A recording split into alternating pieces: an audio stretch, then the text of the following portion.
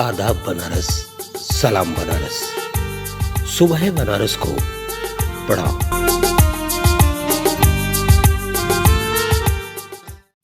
नमस्कार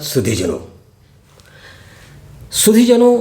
इंसान की सबसे बड़ी दिक्कत यह है कि वो जो सोचता है वो बोलता नहीं, और वो जो बोलता है वो करता नहीं। और इन तीनों का सामंजस्य अगर व्यक्ति के अंदर आ जाए तो वह व्यक्ति सांसारिक व्यक्ति से निकलकर आध्यात्मिक व्यक्ति हो जाएगा। आज हमारे देश के अंदर ऐसे बहुत से लोग आपको राजनीतिक परिदृश्य पे दिख जाएंगे जो सोचते हैं वो बोलते नहीं, और जो कुछ वो बोलते हैं वो करते नहीं।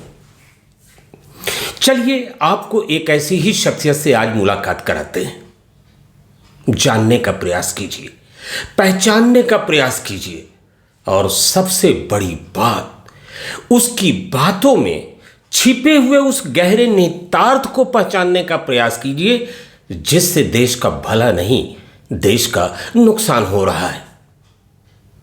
2011 में अन्ना हजारे ने एक आंदोलन प्रारंभ किया दिल्ली के रामलीला मैदान में, और तमाम शख्सियतें उससे जुड़ती चली गई। आप जो मांग कर रहे हैं उसको अगर नहीं पूरा किया तो हमारी सरकार गिरने वाली है। ये जब सरकार को पता चलता है तो सरकार को निर्णय लेना पड़ता है। एक से एक शख्सियतें, किसी ने अपना टीवी एंकरिंग का कार्य छोड़ा, तो किसी ने अपनी यूनिवर्सिटी में पढ़ाने वाले अपने अध्यापक का पद छोड़ा, और वो सभी जुड़ते गए अन्ना हजारे के आंदोलन से। और अगर आपकी याददाश्त के दरवाजे को मैं खटखटाऊं तो आपको याद आएगा कि एक शख्सियत उसमें बड़ी तेजी से अन्ना हजारे का सहायक बन के उभरा। उस शख्सियत का नाम था अरविंद केजरीवाल। यह बता देना बिल्कुल उचित होगा कि आखिर यह आंदोलन शुरू किस लिए हुआ था। सुधीजनों, यह आंदोलन शुरू हुआ था लोकपाल बिल विधेयक के लिए। अर्थात जैसे आम व्यक्तियों को किसी भी जुर्म के लिए सजा देने का प्राविधान है, उसी तरह से हमारी नुमाइंदगी करने वाले संसद में बैठे हुए लोगों को भी कानून के दायरे में लाने का यह विधेयक था। इस विधेयक का क्या असर हुआ, इस पे बहुत विस्तार में मैं नहीं जाऊंगा।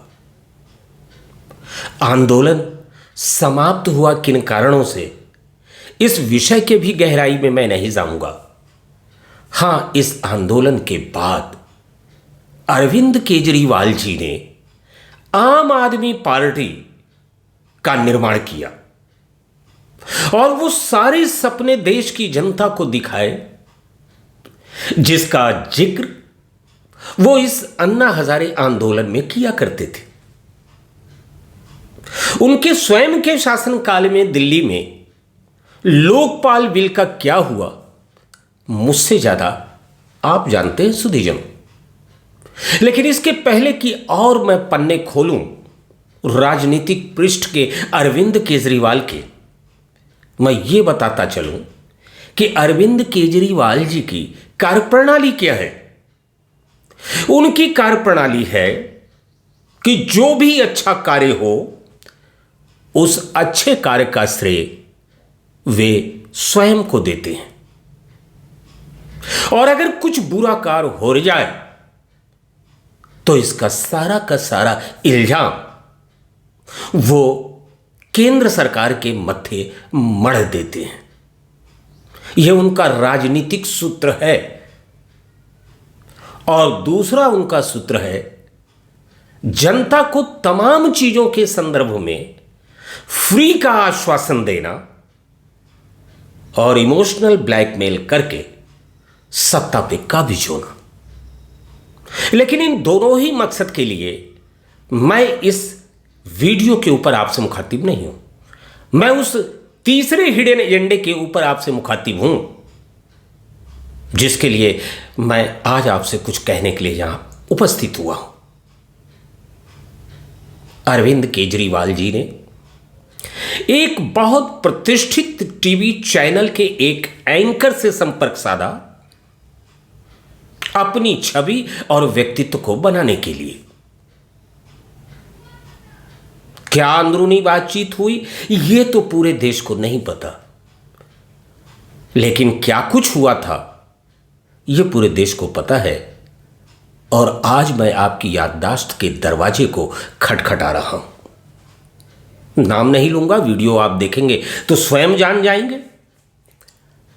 पत्रकार और अरविंद केजरीवाल जी के बीच यह समझौता हुआ कि अरविंद केजरीवाल जी की छवि को बनाए रखने के लिए जहां बातचीत होगी, यह साक्षात्कार होगा, वहां पीछे भगत सिंह की चित्र को लगाया जाएगा। कमाल की बात है, देश को आजाद कराने के लिए जिन लोगों ने अपनी शहादत दे दी, आज उन्हीं के चित्र पीछे लगाए जा रहे हैं इंटरव्यू में सत्ता की प्राप्ति के लिए। और फिर उस पत्रकार से सारी बातें तय हो गई कि क्या आप सवाल पूछोगे और क्या मैं जवाब दूंगा। दरअसल सवाल भी अरविंद केजरीवाल के थे और जवाब भी अरविंद केजरीवाल का ही था। लेकिन एक दुर्घटना हो गई इस शूटिंग के दौरान। पता चला 2 कैमरे लगे हुए थे और साक्षात्कार के बाद कैमरा बंद करने का निर्देश दिया गया, लेकिन गलती से एक कैमरा बंद नहीं हुआ, वो चलता रहा।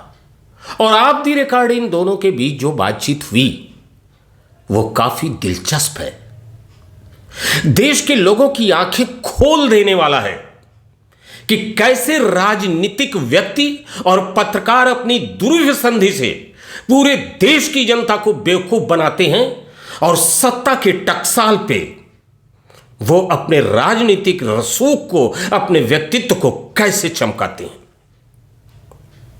आइए आपको भी दिखाता हूं वो वीडियो। हाँ, ये वो वाला थोड़ा थ्योरेटिकल है, कॉर्पोरेट वाले जो आप बोल रहे थे ना, अच्छा काफ़ी थ्योरेटिकल है, इसलिए उसमें मैं नहीं जा रहा। अच्छा तो वो एक तो उसमें ये जितना मिडिल क्लास है वो एंटी हो जाएगा कि उन प्राइवेटाइजेशन के खिलाफ है, कंपनियों के खिलाफ, वो मैं इसलिए मैं उसमें नहीं आ रहा। ओके। उस डिबेट में मैं पढ़ नहीं रहा था जानबूझ के, बाकी कुछ और ये जो हाशिए पर जो 80% समाज है, इसमें बोलेंगे, इसमें अब आ जाइए ना, उसको वो बैंक तो वही है असल में देश भर में। बिल्कुल। और ये भूल गया मैं हाँ, बोलने इस बार। हाँ, ये वो बोलूँगा। उसमें वो सब अगर हम उनके लिए कर रहे मैं हैं ये नहीं कहना चाहता कि ये सारे प्राइवेट वाले कर रहे हैं और कोई भी सरकार आ जाए प्राइवेट से कमीशन लेते हैं, तो ना हम पूरे प्राइवेट सेक्टर को नकार देंगे, which is not right। Okay, वो मिडिल क्लास बहुत क्रांतिकारी, बहुत ही क्रांतिकारी हो गया। उसी को ज़्यादा चला दीजिएगा। नहीं वो चलेगा। अरे वही हम तो मैंने भगत सिंह वाला हिस्सा जो है सही का साला बड़ा रिएक्शन आएगा इसमें, बहुत रिएक्शन आएगा भगत सिंह वाले का। और इस वीडियो के आने के बाद कमाल की बात यह थी कि एक चैनल पे इनका साक्षात्कार चल रहा था और एक चैनल पे अभी अभी जो आपने वीडियो देखा सुधीजनों, वह वीडियो चल रहा था। यानी कथनी और करनी दोनों का इतना जीवंत सजीव प्रसारण शायद देश की जनता ने पहले कभी देखा नहीं था। क्या अद्भुत रूप था उस अन्ना हजारे आंदोलन के अरविंद केजरीवाल का, जो इस पत्रकार के साक्षात्कार में दिखाई दे रहा था। पर उपदेश कुशल बहु तेरे। और जैसा कि मैंने पहले ही आपको बताया था मित्रों, तमाम लोग अरविंद केजरीवाल से, अन्ना हजारे से प्रेरित होकर इस आंदोलन में कूदे थे। और सत्ता के शीर्ष पे आते ही जब उनका मोह टूटने लगा तो वो धीरे धीरे अरविंद केजरीवाल जी को समझने लगे। जो बाहर से दिखता था उस अरविंद केजरीवाल को नहीं, जो अंदर से था उस केजरीवाल को। और फिर ऐसे में आप सोच रहे होंगे कि अंदर के केजरीवाल को आप कैसे जान रहे हैं? नहीं, मैं बिल्कुल दावा नहीं कर रहा कि मैं जान रहा हूं। आइए मैं उनके ही एक घनिष्ठ मित्र, जो किसी जमाने में देश के चर्चित और सिद्धहस्त कवि के रूप में जाने जाते थे, यूनिवर्सिटी में प्रोफेसर थे। यह अलग बात है कि वो आज भी अपने नाम और रसूख के साथ देश के लोगों के सामने हैं। ऐसे कुमार विश्वास ने अरविंद केजरीवाल जी के लिए क्या कहा, यह जान के आप हैरान हो जाएंगे। और जो कुछ कहा कुमार विश्वास ने, वह अरविंद केजरीवाल जी का बाहरी चरित्र नहीं था, वह उनके अंदर का वो चरित्र था जो एक बार पुनः देश के लोगों के सामने उजागर हुआ। आइए दिखाता हूं, यह क्लिप भी आप देखें। पर हाँ, आप मुझे यह बताइए, देश को बताइए कि क्या पिछले चुनाव में आपके घर पर टेररिस्ट एसोसिएशन से सिंपैथी रखने वाले लोग, बात कराने वाले लोग आते थे या नहीं थे? जब मैंने उस पर आपत्ति उठाई थी तो पंजाब की मीटिंग से मुझे बाहर कर दिया गया था, नहीं कर दिया गया था। और मैंने एक दिन रंगे हाथ पकड़ी थी घर पे मीटिंग, बाहर एक प्रहरी भी खड़ा था कि नहीं नहीं अंदर मीटिंग चली, मैंने उसको धक्का दिया। हरियाणा का प्रहरी था वो, क्या साइड हट। अंदर जाके देखा तो वही लोग बैठे हुए थे। मैंने कहा किनके साथ मिल रहा है? नहीं नहीं कुछ नहीं, इसका बड़ा फायदा होगा, इसका बड़ा फायदा होगा। और इस क्लिप को देखने के बाद अब आप सोच रहे होंगे कि जो कुछ कुमार विश्वास जी ने कहा, क्या वाकई अरविंद केजरीवाल वैसे हैं? यकीन नहीं हो रहा होगा, क्योंकि जब श्रद्धा अंधविश्वास तक पहुंच जाए तो किसी की बातों पे कभी यकीन नहीं होता। लेकिन मैं आपको तर्कों के माध्यम से बताऊंगा, दृश्यों के माध्यम से बताऊंगा कि कुमार विश्वास ने जो कुछ कहा था वो समय के धरातल पे कैसे सही साबित होता चला गया। अमेरिका का राष्ट्रपति आता है हिंदुस्तान, और उसके आगमन के अवसर पे दिल्ली के अंदर एक दंगा होता है। स्वतंत्र भारत के वर्ष के अंदर यूं तो दंगे बहुत हुए, लेकिन ऐसा भयानक दंगा जो मानवता को शर्मसार कर दे। याद कीजिए उस अंकित को जिसको न जाने कितने चाकू के घाव दिए गए। उस दंगे का मास्टरमाइंड जो उभर कर निकलता है बाहर, वो ताहिर हुसैन उसी आप पार्टी से ताल्लुक रखता है जिससे अरविंद केजरीवाल। तमाम उन वीडियो को दिखाने की आवश्यकता यहां नहीं है कि ताहिर हुसैन की शान में क्या क्या कसीदे अरविंद केजरीवाल ने उस वक्त कहे थे। और जब धीरे धीरे पुख्ता प्रमाण, लोगों की गवाहियां ताहिर हुसैन के खिलाफ पड़ने लगी और अंत तो गत्वा शर्म भी अपने से शर्मसार हो जाए, इस लेवल पे यह पूरा घटनाक्रम चला गया, तब केजरीवाल साहब की जबान बंद हुई। यह वही ताहिर हुसैन था जिसने दिल्ली दंगे में जबरदस्त रोल अदा किया था। छतों पे इसके क्या क्या इकट्ठा हुआ था आप सभी ने सुधीजनों देखा होगा। ऐसे व्यक्ति का सपोर्ट कुछ तो अंदर की कहानी दर्शाता है। इसी दिल्ली के अंदर जवाहरलाल नेहरू यूनिवर्सिटी के अंदर याद कीजिए क्या क्या नारे लगे थे। भारत तेरे टुकड़े होंगे इंशाअल्लाह इंशाअल्लाह। कितने अफजल मारोगे, घर घर से अफजल निकलेगा। लेके रहेंगे आजादी। और इन तमाम नारों को सुनने के बाद अगर कोई व्यक्ति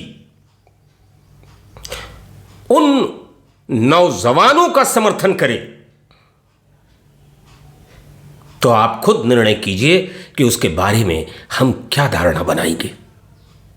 और अरविंद केजरीवाल जी ने जेएनयू में लगे हुए इन नारों को भी अपना समर्थन दिया था। दिल्ली का शाहीन बाग का आंदोलन क्या था, इसको भी आप समझने का प्रयास कीजिए। दिल्ली का शाहीन बाग का आंदोलन सीएए के खिलाफ था, जिस कानून के अंतर्गत मुसलमानों का कहीं जिक्र ही नहीं था।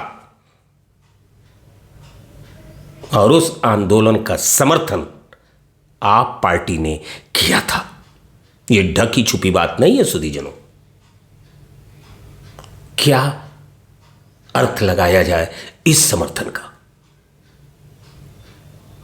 एक ऐसा आंदोलन जिस आंदोलन के अंदर वक्त वक्त पे आवाजें उठती रहीं कि यह आंदोलन कनाडा से संचालित हो रहा है, यह आंदोलन खालिस्तानियों द्वारा समर्थित है, यह आंदोलन फंडिंग हो रही है खालिस्तानियों के द्वारा। उस पूरे आंदोलन को समर्थन देने का कार्य अगर किसी ने किया था तो वो अरविंद केजरीवाल थे। और उस समय भी लोगों को समझ में नहीं आ रहा था कि खालिस्तानियों के द्वारा समर्थित किसी आंदोलन का हिंदुस्तान का कोई भी व्यक्ति जो अपने देश से मोहब्बत रखता है वो कैसे समर्थन कर सकता है। आप सोच रहे होंगे इतनी बातें मैं आखिर कह क्यों रहा हूं। निश्चित तौर पे मित्रों, अंदर एक पीड़ा है। जो कुछ श्रीनगर के अंदर हुआ उसे नरसंहार के अतिरिक्त कोई भी शब्द दिया नहीं जा सकता। कैसा होता है यह नरसंहार? अगर देखना है तो एक बड़ी खूबसूरत फिल्म बन के आई थी, सिंडलर्स लिस्ट। जर्मन ने किस क्रूरता के साथ यहूदियों का नरसंहार किया था उसका अगर मैं बयान करने लगूंगा यहां तो आप के ज़हन से यह बयान महीनों तक नहीं उतरेगा। क्रूरता की सारी हदें लांघ गए नाजी। और इससे कमोबेश कम नहीं, ऐसा ही श्रीनगर के अंदर काश्मीरी पंडितों के साथ हुआ। जगमोहन जी ने अपनी पुस्तक के अंदर वो सब कुछ लिखा जो उनके कार्यकाल के समय वहां चल रहा था। दिल दहला देने वाली वो घटनाएं थी। लेकिन कमाल की स्थिति है कि 32 सालों तक देश के अंदर लोगों को पता नहीं चला कि उस नरसंहार में आखिर हुआ क्या था। एक व्यक्ति आता है, हिम्मत जुटाता है और वो उस नरसंहार के ऊपर कश्मीर फाइल्स नामक फिल्म बनाता है। और फिल्म का बनना था कि पूरे देश के अंदर कहर बरपा हो गया। फिल्म को रिलीज नहीं होने देंगे, फिल्म को सिनेमा हॉल तक नहीं पहुंचने देंगे। और बड़े बड़े लोगों ने जो फिल्म जगत के आका माने जाते हैं अपना हाथ खींच लिया इस फिल्म के रिलीज के लिए। और जब अपने दम पे विवेक अग्निहोत्री ने इस फिल्म को रिलीज किया तो सहानुभूति के 2 शब्द बोलने के बजाय अरविंद केजरीवाल जी ने विधानसभा में क्या बोला और किस तरह उनकी बातों के ऊपर ठहाके लग रहे थे, वो बेशर्मी की सारी हदों को पार कर देने वाला नजारा है। देखना चाहिए सुधीजनों। मैं वो फिर आपको चेहरा दिखाता हूं इसके बाद कि वस्तुतः उनका असली चेहरा है क्या। आइए पहले आप इस क्लिप को देखिए। कह रहे हैं कश्मीर फाइल्स टैक्स फ्री करो। अरे यूट्यूब पे डाल दो, फ्री फ्री हो जाएगी।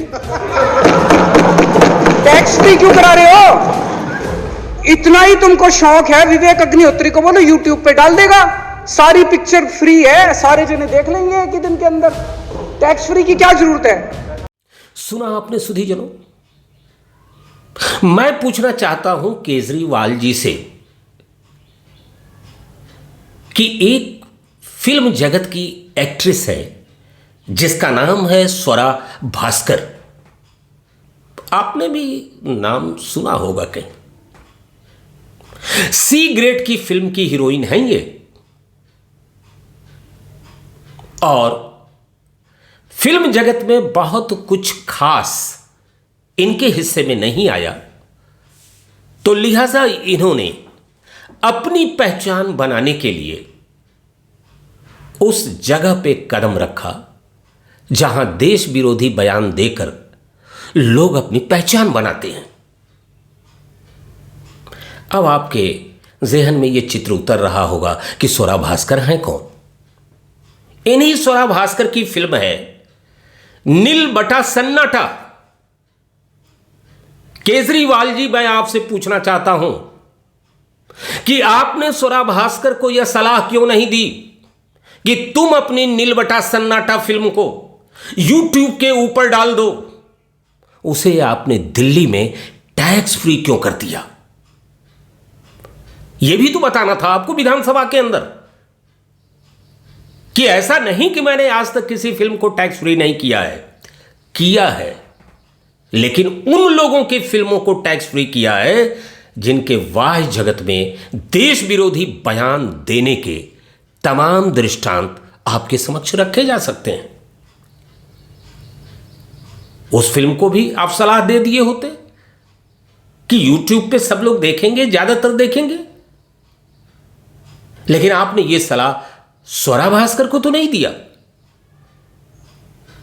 और यहां एक चीज और मैं आपको बता दूं कि अगर जानकारियों का अभाव हो तो ऐसे में किसी बात को कहने से बचना चाहिए। फिल्म इंडस्ट्रीज की तमाम जो फिल्में आती हैं, केजरीवाल साहब, पहले वो स्क्रीन पे ही जाती हैं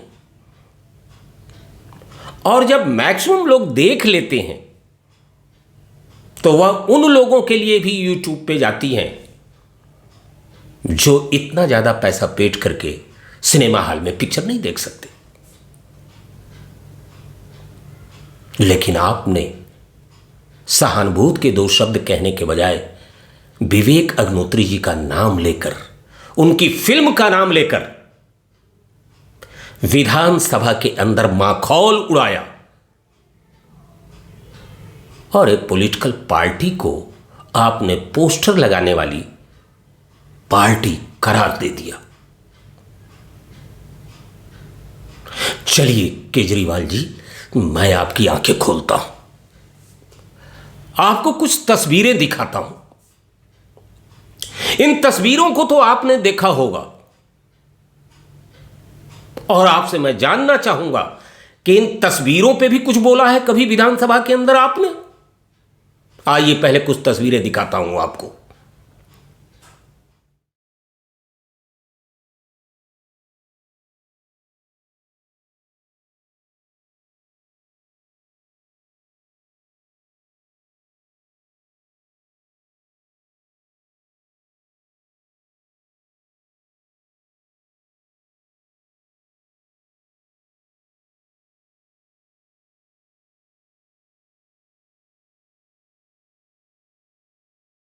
क्या ख्याल है केजरीवाल साहब इन तस्वीरों के बारे में? आपने पूरी ताकत के साथ कभी बिट्टा कराटे के बारे में बोला? जो ऐसा शख्स है हिंदुस्तान का जो टीवी पे कबूलनामा करता है कि हां मैंने हत्या की है, हमने मर्डर किया है, उसके बावजूद उसको आज तक सजा नहीं हुई। यासीन मलिक को तो आप जानते ही होंगे केजरीवाल साहब, 3 एयरफोर्स ऑफिसर्स को इसने गोली मारी थी। चलिए आज तक नहीं बोला तो ये मैंने तस्वीर दिखा दी, इस तस्वीर को देख के कल बोलिए विधानसभा में, जब विधानसभा आहूत हो तब बोलिए। पूरे देश को आपका भगत सिंह जैसा व्यक्तित्व जो तस्वीर लगा के आप प्रोजेक्ट करते हैं दिखाई तो दे पूरे राष्ट्र को कि उनका कुछ है भी आपके अंदर। एक हत्यारा देश के प्राइम मिनिस्टर से जाके मिलता है, इस तस्वीर पे तो कुछ बोल दीजिए। मैं सिर्फ आपके व्यक्तित्व के ऊपर बात कर रहा हूं, दोहरे चरित्र के ऊपर बात कर रहा हूं। अगर आपका जेएनयू के अंदर खून नहीं खौलता है उन भाषणों को, नारों को सुनकर, इससे ज्यादा स्पष्ट नारा आपको क्या चाहिए कि भारत तेरे टुकड़े होंगे इंशाअल्लाह इंशाअल्लाह। क्या ट्विस्ट करेंगे इस नारे के अंदर? कौन से शब्द का अर्थ क्या बतलाएंगे आप? आपको इससे भी आगे मैं एक तस्वीर दिखाता हूं, जम्मू और श्रीनगर की धरती से। जब देश के अंदर यह बात चलने लगी कि देश के अंदर से धारा 370 हटा दी जाएगी, क्या बयान दिया फारूक अब्दुल्ला ने, जरा इसको सुनिए। और नहीं समझ में आ रहा है तो किसी से पूछिए कि क्या यह देश से बगावत का, देशद्रोहिता का भाषण है या नहीं है। और जो कुछ आज की तारीख में फारूक अब्दुल्ला ये सारी बातें कह रहे हैं, क्या ऐसा ही कश्मीर फाइल्स में जो नरसंहार 19 जनवरी 1990 को हुआ था, वही सारी चीजें तो नहीं कह रहे हैं? उसी चीज की धमकी तो नहीं दे रहे फारूक अब्दुल्ला साहब? लीजिए साहब, आप भी सुन लीजिए, फिर आगे बात करते हैं। नमस्कार, जी न्यूज देख रहे हैं आप। मैं हूं अदिति अवस्थी और बुलेटिन की शुरुआत इस वक्त की बड़ी खबर के साथ करते हैं। बीजेपी के घोषणा पत्र में धारा 370 के हटाने के संकल्प पर फारूक अब्दुल्ला का भड़काऊ बयान आया है। फारूक अब्दुल्ला ने कहा है, बाहर से आएंगे, बस आएंगे और हम सोते रह जाएंगे, हम इसका मुकाबला करेंगे। धारा 370 को कैसे खत्म करोगे ये देखता हूं, फिर कौन इनका झंडा खड़ा करने के लिए तैयार होगा। तुम समझते हो कि 35A हटाकर तुम हमारे हक को खा जाओगे? वजीर आजम, आज जब तुम इलेक्शन में रैली करते हो, हाँ तो कभी मोहब्बत की बात करो इस रियासत के लिए। हाँ, हम अक्सरियत मुसलमानों की है, तो कोई शक नहीं है, तुम इसको बदला नहीं सकोगे। करो तुम कोशिश। ये क्या उसको मिटाना चाहते हैं? समझते हैं कि बाहर से लाएंगे, बसाएंगे, हमारा नंबर कम कर देंगे, हम क्या सोते रहेंगे? हम इसका मुकाबला करेंगे इंशाअल्लाह। कम से कम इस पे तो अपनी विधानसभा में कुछ बोल दीजिए। इन देशद्रोहियों के खिलाफ बोलने से जबान रुकती है, और जो इस नरसंहार को दिखलाते हैं उनका आप माखौल उड़ाते हैं।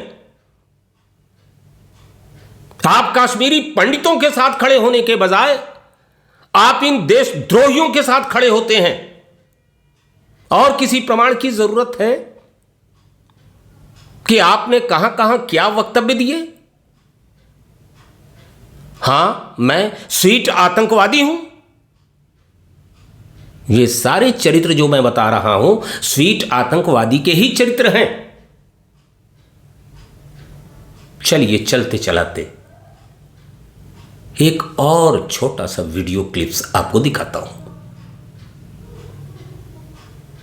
अद्भुत वीडियो क्लिप है, ऐतिहासिक वीडियो क्लिप है। दुनिया के किसी परिदृश्य पे ऐसा देखने और सुनने को नहीं मिलता जहां किसी अपराधी ने चैनल पे आके स्वयं स्वीकारा हो, बाई नेम स्वीकारा हो कि हां हमने इस व्यक्ति को मारा है, लेकिन उसके बावजूद आज तक उसे न्यायालय सजा न दे पाई हो, और जो आज तक जिंदा है।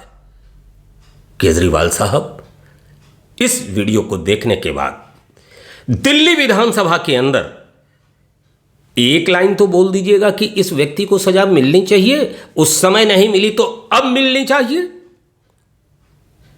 आइए दिखाते हैं आपको ये वीडियो। जब भी आप किसी का मर्डर करते थे तो क्या हमेशा इशफाक मजीद वानी का ऑर्डर होता था तब करते थे, या अपनी मर्जी से भी कर सकते थे? नहीं, अपनी मर्जी से मैं किसी को नहीं मारता था, ऊपर से ऑर्डर मिलता था, लीडर ऑर्डर देते थे कि अच्छा, ऑर्डर दे किसी को मार दो, आप मार देते थे? हाँ जी, चाहे वो कोई भी हो? कोई भी हो। अगर वो कहता कि अपने सगे भाई को जान से मार डालो? जी, मैं तो मार देता। अगर वो कहता अपनी माँ को जान से मार डालो? मैं तो मार देता। अच्छा, आपने कितने लोगों की जानें ली? मुझे याद नहीं कितने लोग, यानी आपने इतने सारे लोग मार डाले कि आपको ये भी नहीं याद कि आपने कितने लोग मार डाले? 10-12 हम मारे होंगे। 10-12 की 20? अब 20 ही है, अगर 20 ही मारे। साहिला पहला जिस आदमी को पहले आपने जान से मारा, वो कौन था? पहला मर्डर मैंने सतीश को मारा। सतीश कौन? सतीश कुमार टिक्कू। टिक्कू। कौन था ये? जो ऊपर से मतलब ऑर्डर दिया गया है कि उसको हिट करो, मैंने किया। कौन था ये? पंडित लड़का। सिर्फ इसलिए कि पंडित था? सुधीजनों, इस सारी बातचीत को आपके समक्ष लाने का मेरा एक ही उद्देश्य था कि आप देश के इन राजनेताओं का चरित्र अच्छी तरह से देखें और समझें। ये किसके साथ खड़े हैं? देश के साथ, जनता के साथ, या फिर अपने आप के साथ? और अगर इसको हमने समझने में गलती की तो बहुत विलंब हो जाएगा। इस पूरे वीडियो के अंतर्गत जिन भी चैनलों के वीडियो को मैंने यहां लिया है, उन सभी के प्रति और खासकर सुधीजनों, आपके प्रति मैं अपना आभार प्रदर्शन करता हूं और फिर किसी नए विषय पे नए अंदाज में आपसे दोबारा मिलूंगा। जय हिंद। आदाब बनारस, सलाम बनारस, सुबह बनारस को पढ़ाओ।